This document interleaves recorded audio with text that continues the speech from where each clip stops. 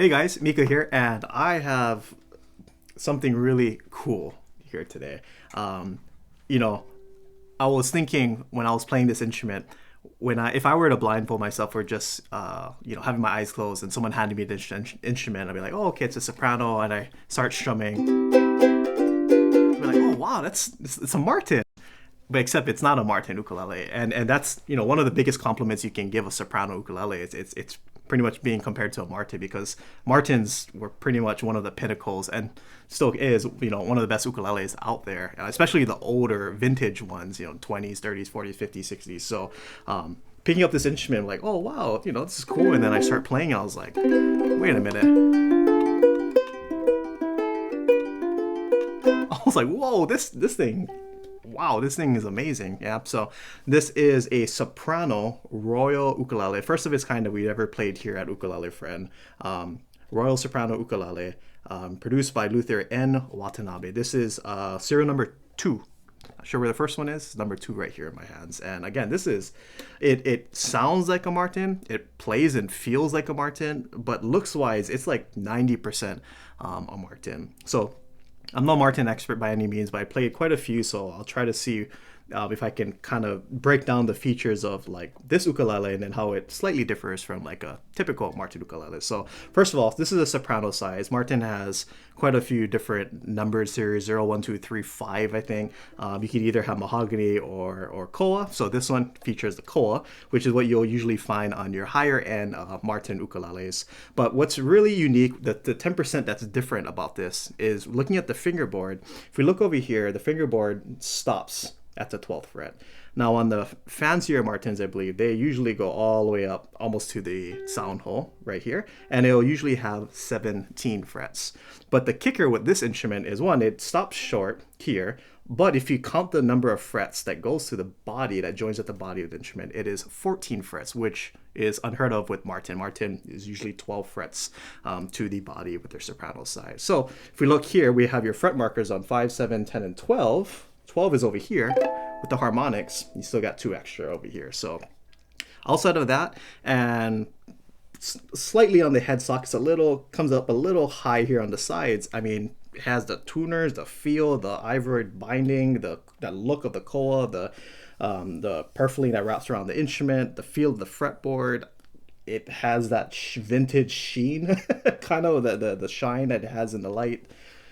I mean, again, almost everything about this feels like a Martin. But again, this is a royal ukulele. And, I think these were made around maybe the 1960s. So that definitely has that aged vintage sound with it being around 60 plus years old. So this is, again, a fun instrument. All koa here on the front, back, and sides.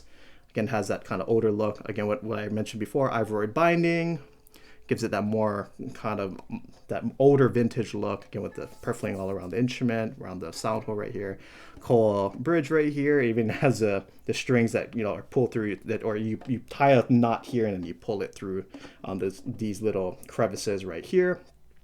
Ebony fretboard. You have the fret markers here on the side, 5, 7, 10, and 12. You have your mahogany neck, the royal logo right here on the top.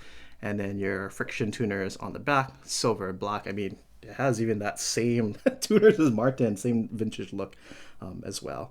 And then satin finish neck, mahogany neck on the back. So yeah, it's a very straightforward instrument. But again, the highlight of this instrument is, one, the sound, the playability. I've already said is really top caliber stuff. I mean, this thing is so easy. As cliche as this sound, it plays itself. You can just kind of pick it up and like, wow, like your fingers kind of just slide around it. The action is really nice and low. I mean, this thing is just so fun to play.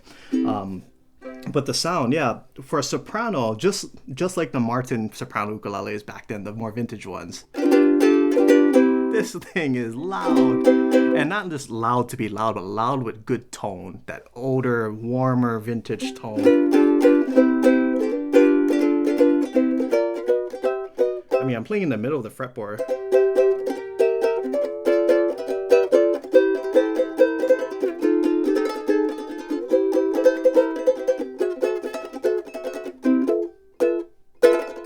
It's still super clean. If I'm playing all of these more jazzier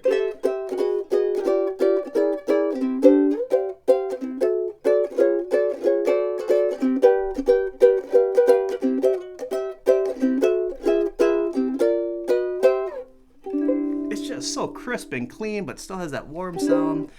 All of the strings meld very well together. So when I strum a C chord, everything just, all the vibrations just very nicely interlock with each other. So you just get a really nice, I strum 4 strings, but I hear one sound. So just very nice overall. Again, for strumming, very nice and clean.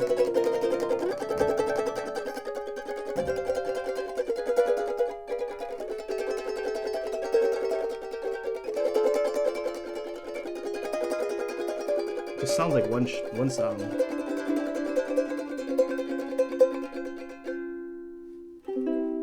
And that's just for strumming. If you go for picking,